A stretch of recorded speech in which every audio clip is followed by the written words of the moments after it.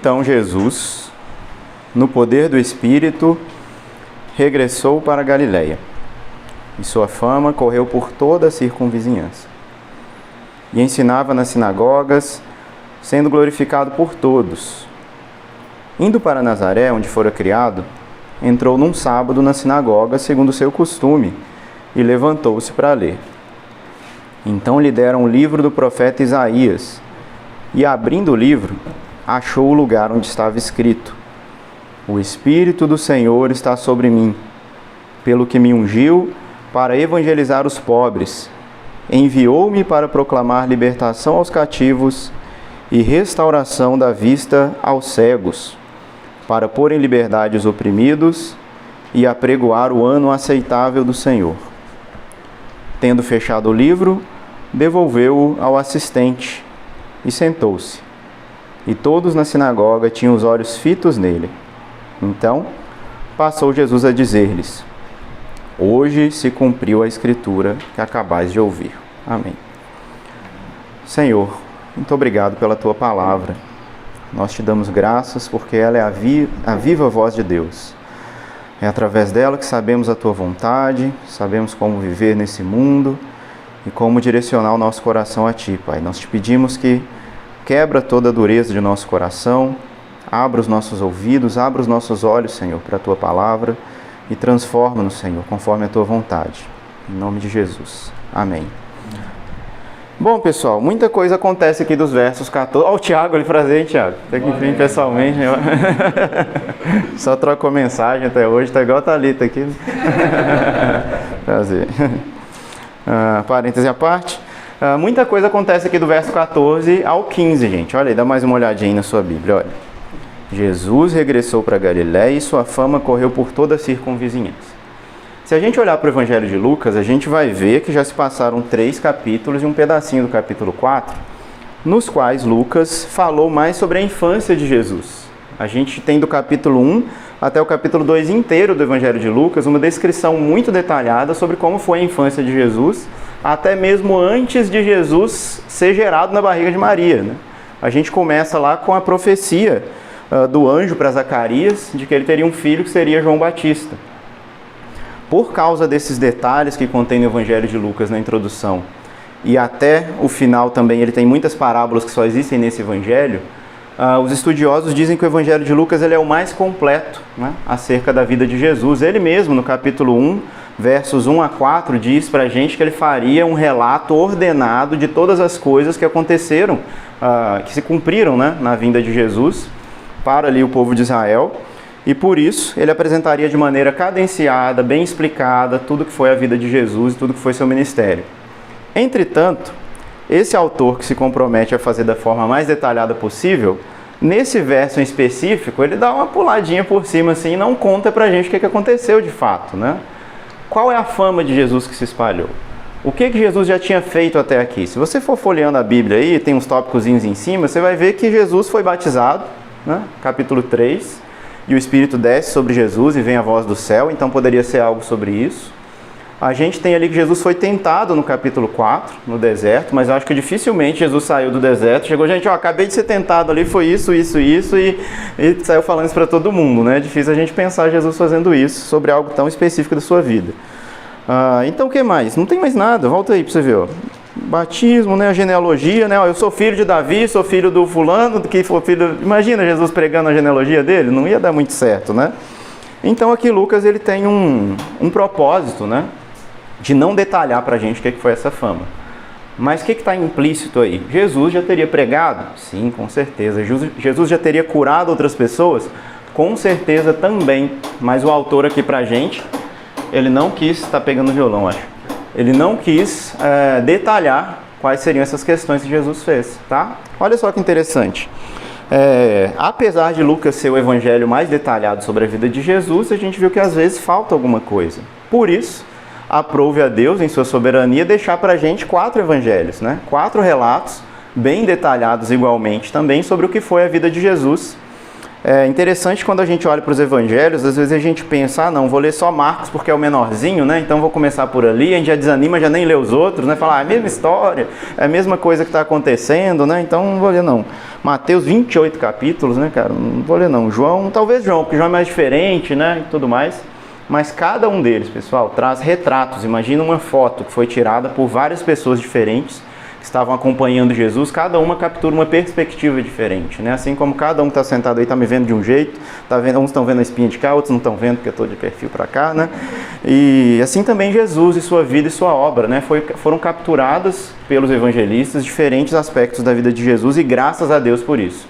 E são só 4, viu gente? Não são 5, não são Tomé, não é Judas, não tem nada e nem são menos que 4. São através desses evangelhos que a gente conhece a história, a vida, as palavras e as ações de Jesus, tá?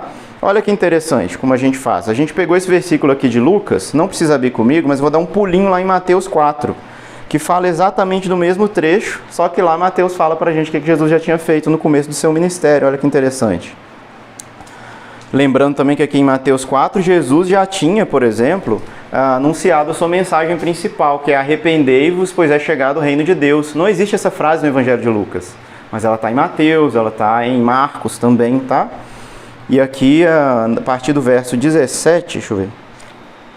Não, Mateus 4,17 é o arrependei-vos, porque está próximo o reino dos céus. E a partir do verso 23, olha, perseguia Jesus toda a Galileia, ensinando nas sinagogas, pregando o evangelho do reino e curando toda a sorte de doenças e enfermidades entre o povo. Olha aí. E a sua fama correu por toda a Síria. Trouxeram-lhe então todos os doentes acometidos de várias enfermidades e tormentos, endemoniados, lunáticos e paralíticos, e ele os curou. E aí ele continua falando que as multidões então já seguiam Jesus. Completamos, tá vendo? A gente pega ali um trecho de Lucas, em que ele fala que a fama de Jesus correu, mas não falou o que Jesus fez. E a gente tem esse relato de Mateus, então, falando que Jesus já pregava, já curava, frequentava as sinagogas, que é o que o verso 15 vai dizer aqui pra gente, o 16 também, na passagem de Lucas, são igualmente relevantes pra gente, tá? Que é importante a gente pensar também, que tudo que Jesus fez, pessoal, não teria como a gente registrar, os discípulos registrarem. João fala isso pra gente em João capítulo 21, no último capítulo, fala isso, são algumas coisas, né, capítulo 20 na verdade, que Jesus fez e o Espírito, digamos assim, nos inspirou a registrar e a contar para vocês. O que vocês precisam saber é isso, mas Jesus fez muito mais coisas que não caberiam em livros para a gente descrever tudo aquilo que Jesus fez, tá bom? Verso 16, pessoal, olha só que interessante. Indo para Nazaré, onde fora criado. Isso aqui é importante para a gente. O fato de Jesus pregar na sinagoga de Nazaré, ser enfatizado aqui em Lucas, e que aparentemente parecer ser o primeiro sermão de Jesus, mas não é, né? É importante porque ele teve uma recepção singular, porque mesmo Jesus já sendo aclamado pelas multidões por tudo aquilo que ele fez e falou, em Nazaré ele não é bem acolhido. Por quê? Todo mundo conhecia ele, cresceu lá. Esse detalhe para Jesus foi importante, né? Pensa aí no seu bairro onde você cresceu, onde você jogava bola na rua, subia nos pés de jabuticaba, de goiaba, né?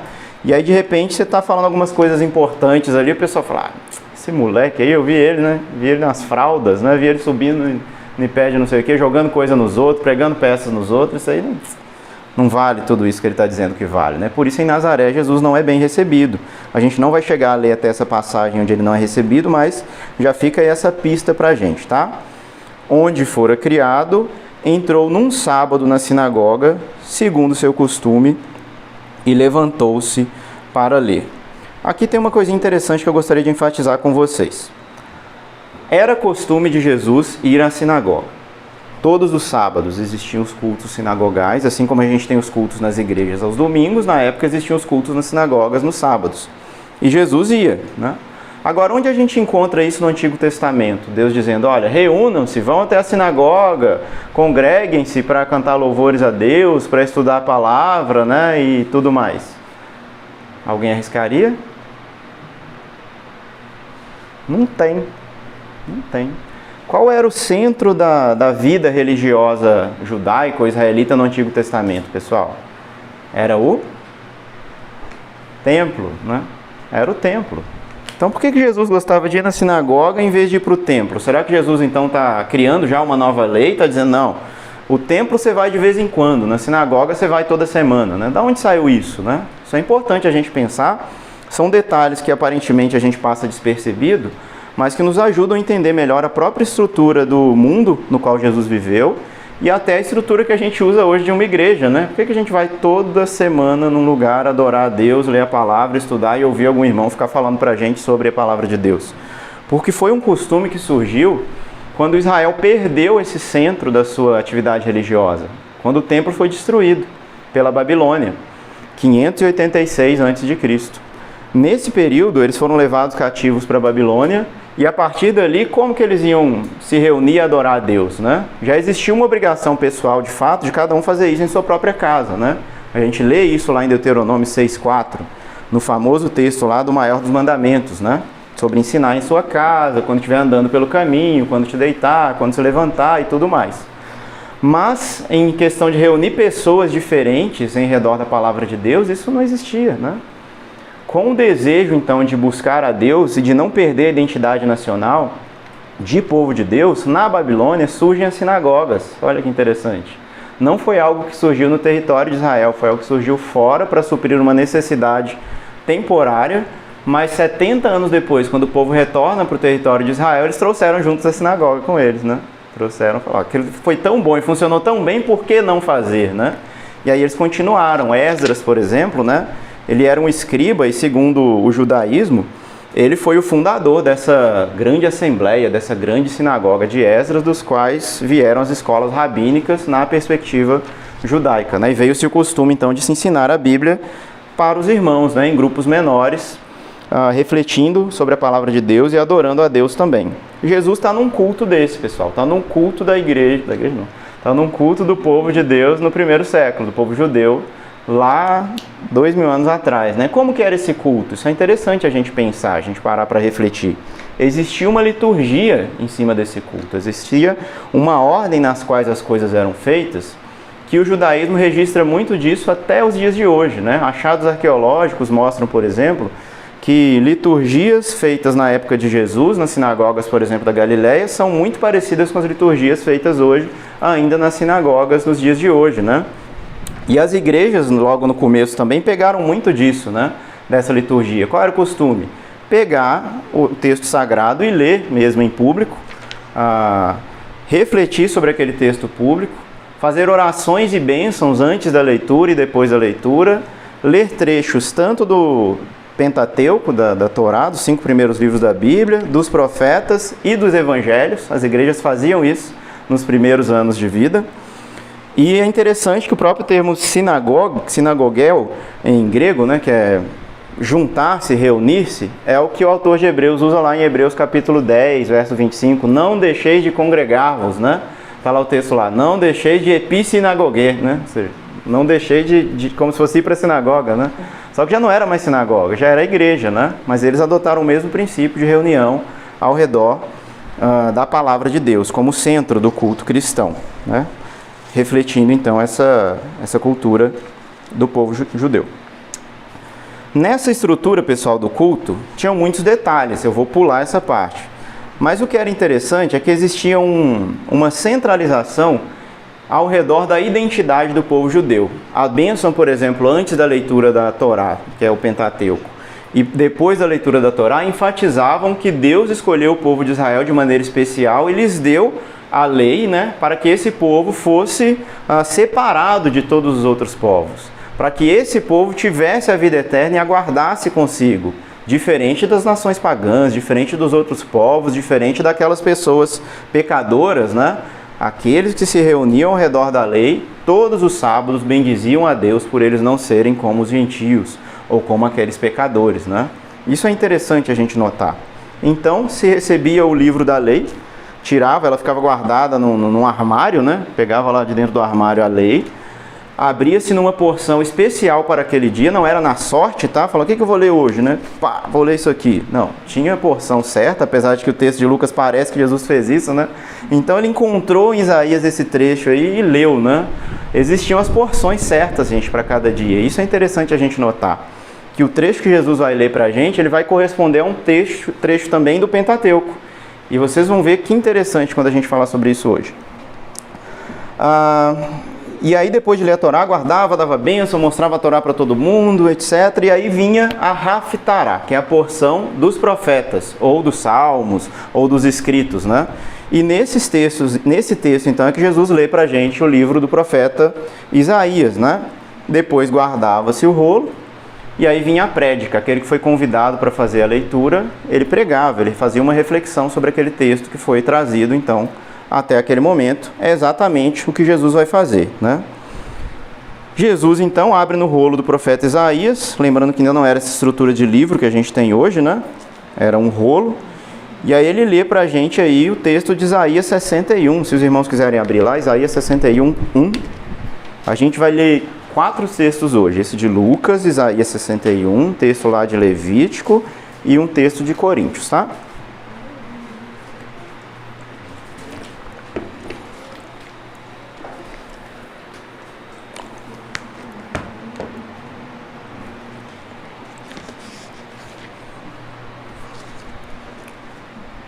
Em Lucas, nós temos uma adaptação desse texto de Isaías. Ele está mais curto, ele para antes, tá? Mas a gente vai ler do verso 1, aí do capítulo 61, até o verso 3, tá? E é importante a gente ter isso em mente. Quando você mencionava um texto no Antigo Testamento, na cultura bíblica aqui, as pessoas tinham em mente qual era a continuação do texto. Como a gente diz hoje, Pai nosso que estás no céu. Todo mundo já sabe o resto, né? Já imaginou, já associou com a passagem. A mesma coisa aqui, tá? Mesmo Lucas tendo parado para a gente no meio do verso 2, aqueles que ouviram, certamente ouviram Jesus ler o texto inteiro, ou fizeram uma remissão imediata, a qual seria essa menção. Quando Lucas vai citar, ele não vai citar o capítulo de Isaías inteiro, né? E nem existe referência. Falou, não, então Jesus foi e leu Isaías 61. A Bíblia não tinha sido nem numerada ainda, pessoal, os versículos e capítulos, tá?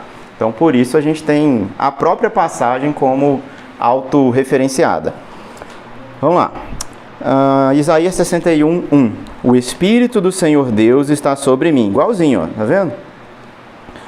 Pelo que o Senhor me ungiu para pregar boas novas aos quebrantados. Enviou-me a curar os quebrantados de coração, a proclamar libertação aos cativos e a pôr em liberdade os algemados, a apregoar o ano aceitável do Senhor e o dia da vingança do nosso Deus, a consolar todos os que choram. Lucas parou aqui a apregoar o ano aceitável do Senhor, tá? Aí continua.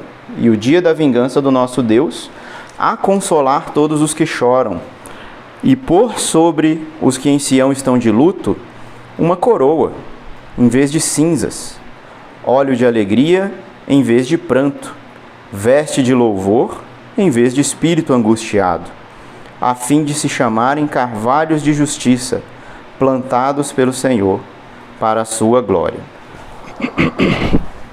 Amém. Qual é a mensagem que ecoa desses versos e que Jesus repete lá no Evangelho de Lucas para a gente, pessoal?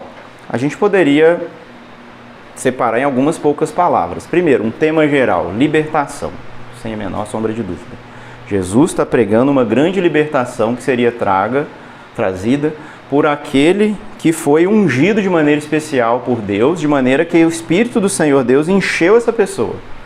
Esse Messias, né, esse ungido, esse Cristo, né, que é o que a palavrinha grega Cristo quer dizer, ungido, né, esse que foi ungido pelo Senhor, ele vai fazer isso, ele vai libertar as pessoas.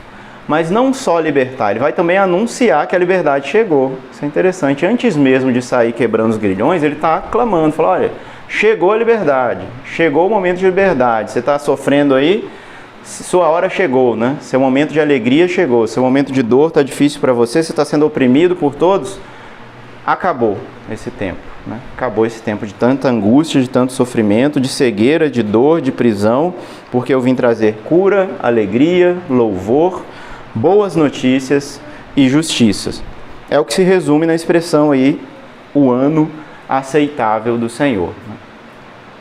Quem sabe de onde vem essa expressão, o ano aceitável do Senhor? Que ano é esse, gente?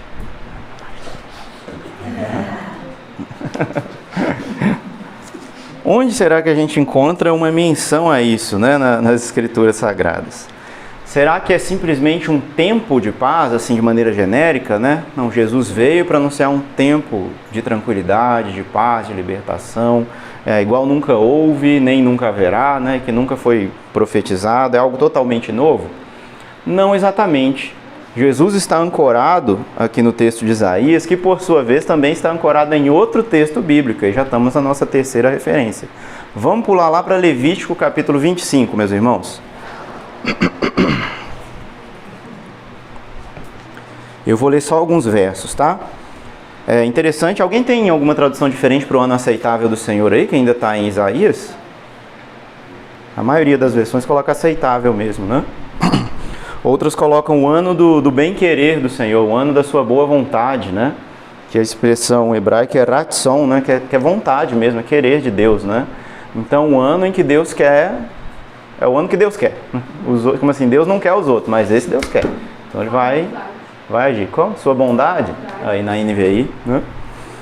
Interessante. Levítico 25, a gente vai ler só alguns versos mais pulados, tá bom? E provavelmente, pessoal, foi esse texto que foi lido na cerimônia sinagogal que Jesus estava presente, né? Por exemplo, ele convidou uma outra pessoa, convidou o Everton lá para ler. Everton, lê pra gente aqui Levítico 25. O Everton subiu lá, leu Levítico 25 inteiro e tal, explicou um pouquinho e sentou. Falou, vem cá agora, Jesus, lê pra gente aqui Isaías 61. Jesus leu Isaías 61 e ele explica em pouquíssimas palavras, né? Então, hoje se cumpriu isso. Ou seja, ele está endossando tudo aquilo que as pessoas já ouviram naquele ambiente de culto que elas estavam presentes, tá? Vamos começar aqui do verso 8. Alguém tem algum subtítulo aí em Levítico 25? O ano sabático. O ano sabático, o ano de descanso. E depois do 8 aí, muda o subtítulo ou tá a mesma coisa? O ano de repouso da terra. Legal. No capítulo 25 inteiro tá só isso? Isso aí, ó, apareceu a expressão aí que eu queria. O ano do jubileu, né? O ano do jubileu, isso é interessante. Olha só, era mandamento então, viu gente? Era ordenança de Deus que o povo de Israel fizesse isso, ó. Verso 8, contará 7 semanas de anos, 7 vezes 7 anos, de maneira que os dias das 7 semanas de anos te serão 49 anos. Falou complicado, mas explicou no final, né? 49 anos. Cada 7 anos vocês param, né? 6 anos vocês trabalham, 7 vocês param e descansam. E aí, beleza. Conta assim 49 anos. No 50º, no ano 50, vocês vão parar de novo, né? Ou seja, vocês vão ficar um tempão aí sem plantar, sem colher. O jubileu aí era tenso, né, rapaz? Imagina, já ficou no 49º e ainda ficava no jubileu também, né? Ele vai descrever isso aqui pra gente, olha que interessante. Verso 9. Então, no 7º mês, aos 10 do mês, farás passar a trombeta vibrante no dia da expiação. Fareis passar a trombeta por toda a vossa terra. Santificareis o ano 50º e proclamareis liberdade na terra a todos os seus moradores. Ano do jubileu vos será, e tornareis cada um a sua possessão e cada um a sua família. Por causa dessa expressão aqui desse 50º ano, né, que aconteceria o jubileu, a gente ainda fala em língua portuguesa, né? Fulano celebrou o seu jubileu, né? Que é isso? Ele fez 50 anos, né? Então o jubileu de casamento, né? 50 anos de casado, né? Por causa dessa expressão. Mas jubileu, apesar de parecer a palavra júbilo, celebração, né, em português, quer dizer simplesmente chifre de carneiro, tá? É o ano do chifre do carneiro. E não é um ano chinês, tá, gente? É o ano de sair soprando, né? Você sai soprando o chifre de carneiro para anunciar alguma coisa especial que vai acontecer, tá? Isso é o ano do jubileu. Tá bom, entendi. Quando que vai acontecer? Mas o que acontece nesse ano? Vamos continuar. Eu já li que cada um vai voltar para sua possessão já, né? Proclamareis a liberdade, isso, a todos os seus moradores, ou seja, liberdade, proclamação de liberdade, igual Isaías, igual a gente leu lá. Cada um vai voltar para suas posses, isso também é muito interessante, e cada um vai voltar para sua família. Quando venderes alguma coisa ao teu próximo, verso 14 agora, dê um pulo. Ou a comprares da mão do teu próximo, não oprimas o teu irmão. Isso era um princípio do ano do jubileu também, ser livre da opressão. Verso 19.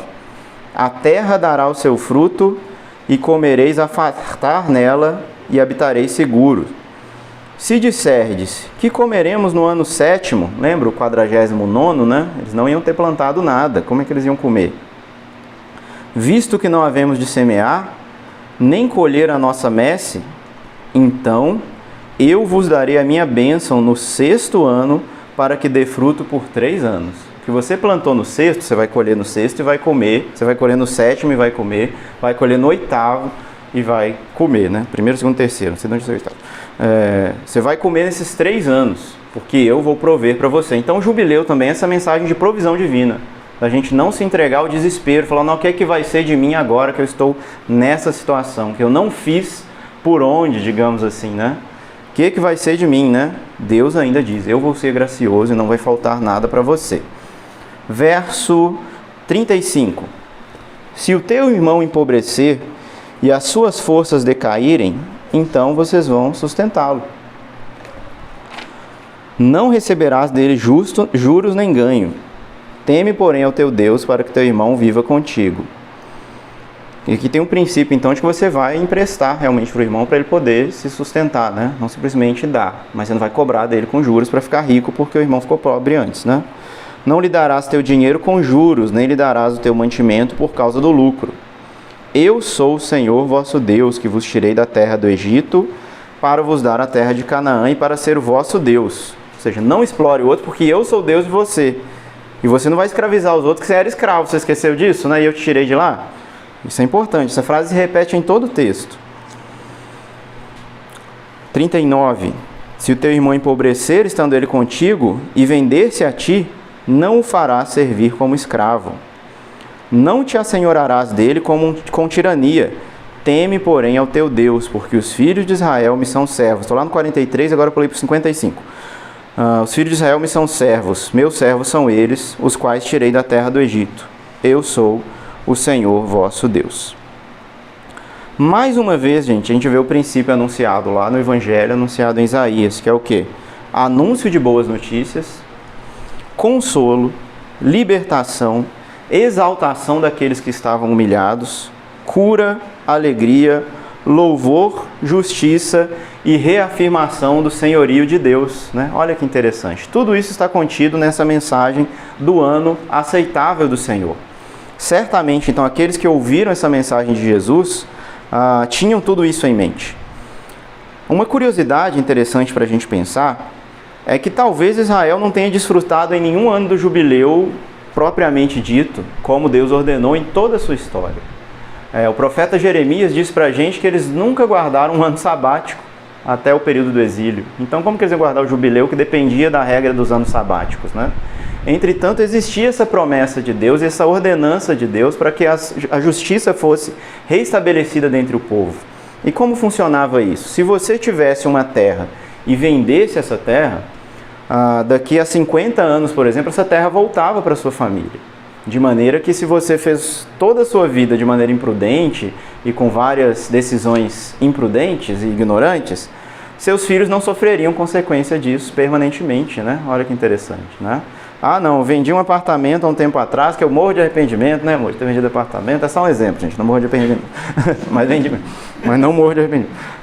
Que assim, agora o que eu vou dar para os meus filhos, né? Já estou ficando mais velho aí, já não tenho energia para trabalhar e tal. O que eles vão ter? Onde eles vão começar uma família e tudo mais? Onde eles vão plantar? Onde eles vão colher? Calma, né? Depois de 50 anos as coisas vão se arrumar, vão se organizar. Então, pelo menos uma vez na vida, né? A pessoa deveria desfrutar desse momento de justiça, né? E Deus já estava dando sinais ali da sua bondade, de como Ele haveria de manifestar um cuidado por todo o seu povo, né? Por Ele ser o seu Senhor. Até em termos de posses, em termos de comida, em termos de sustento, em termos de libertação, em termos de restituição, né? É o que Deus está anunciando para a gente. Imagina só, pessoal, se Israel tivesse vivido isso, como deveria ser interessante. E isso influenciou até a teologia depois de Israel. Você pega o primeiro dia do 7º mês no calendário hebraico, que é o dia da festa das trombetas. É um dia que Deus manda, está lá em Levítico 23, que os israelitas tocassem trombetas pela terra. Então eles saem, tocando, é feriado, tocou trombeta, é igual quando o time ganha e sai buzinando, né? Basicamente isso. Mas e aí? E aí nada, não acontece mais nada, né? A mesma coisa, a festa das trombetas não tem mais nada. Deus fala, tocareis trombetas porque não tem, é só tocareis trombetas. Tá, né? Então tá bom.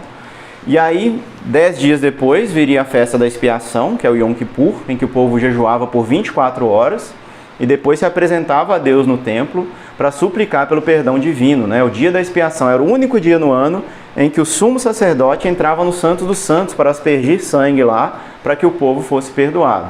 Um bode era sacrificado, outro bode era lançado para o deserto, como se representasse os pecados do povo, a ser mandado embora, né? Dali do povo. O que acontece? No dia da festa da expiação, do Yom Kippur, é que Deus manda que comece o ano do jubileu. Olha que engraçado. No 7º mês ia começar o ano. Falou, aí bacalhou tudo, né? Meus planos, minhas metas, né? Mas exatamente é o que Deus está fazendo mesmo. Ele está entrando na história de sola, né? E falando, sabe tudo que você planejou, que você pensou?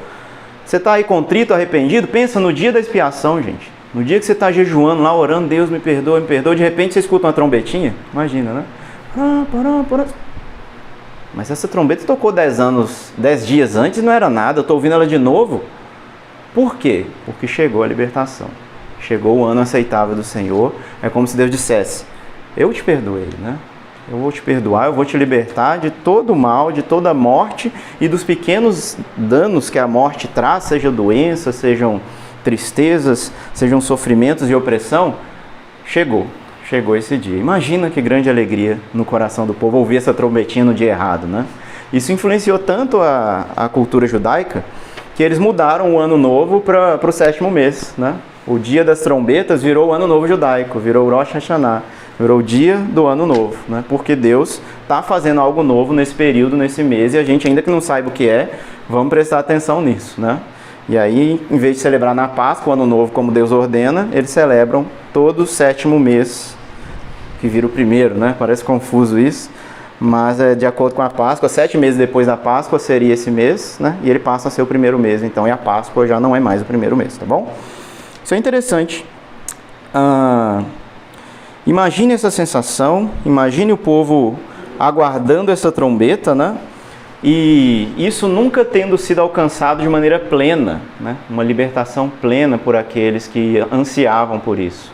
Mas aquilo que a lei foi falha em seu cumprimento por causa da nossa carne e do nosso pecado, se cumpre em Jesus de maneira plena e de maneira perfeita, e é isso.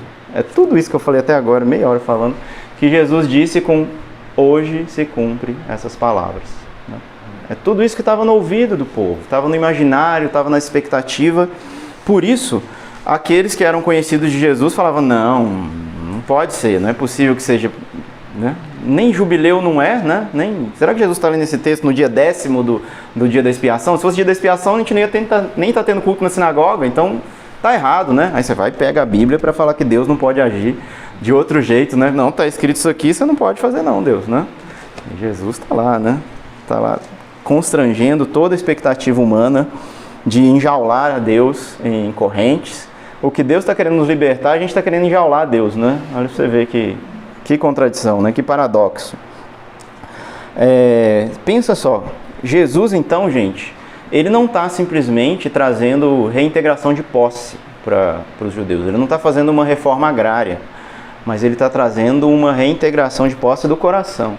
Ele está restituindo, né, aqueles territórios dos quais o reino de Deus foi retido por causa da dureza do coração humano.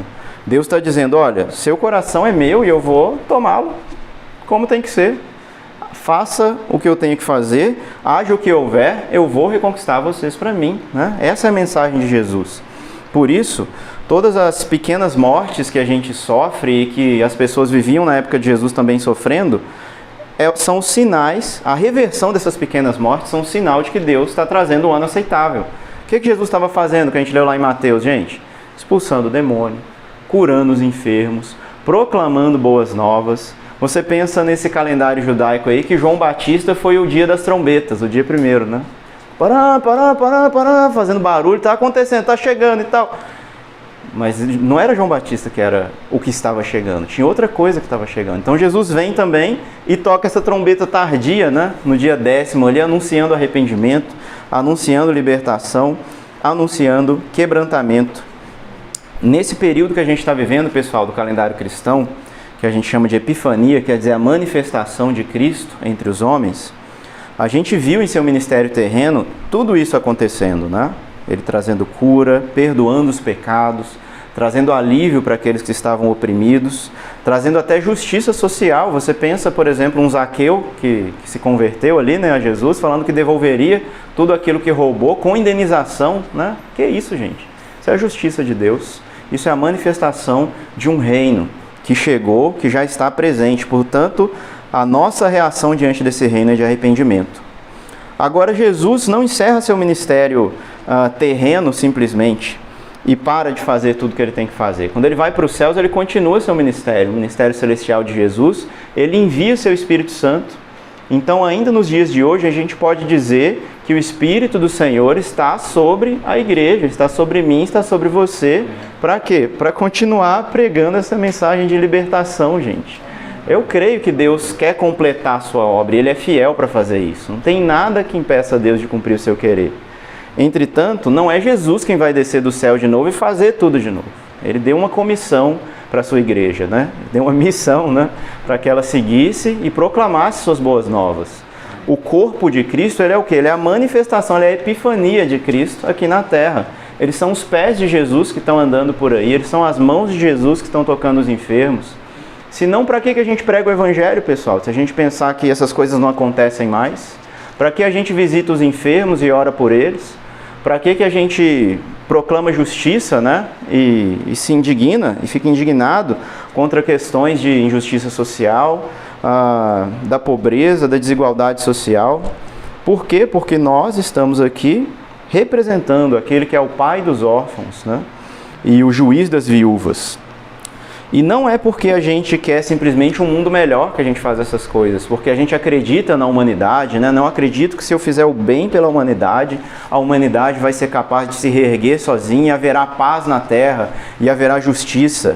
Isso quem prega isso é o Michael Jackson, meus irmãos. Não é a Bíblia Sagrada, tá? Não é, né?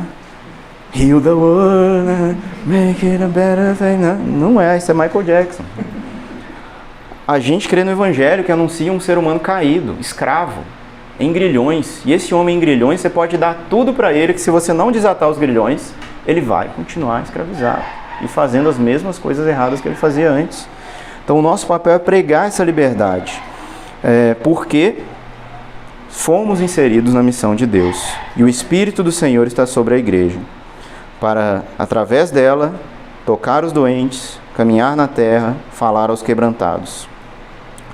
O ano do jubileu não mostrava, gente, para as nações ao redor de Israel, né, o quanto Israel era bonzinho, justo, certo, legal, né? Não que o povo legal, eles restituem as posses a cada tantos anos, vamos basear nossa política na deles. Não, mostrava era sobre Deus, mostrava que Deus é um Deus que realmente é Senhor sobre eles, de maneira que se preocupa com cada um deles, do menor até o maior, digamos, em termos sociais, né? Ele é o Deus da liberdade.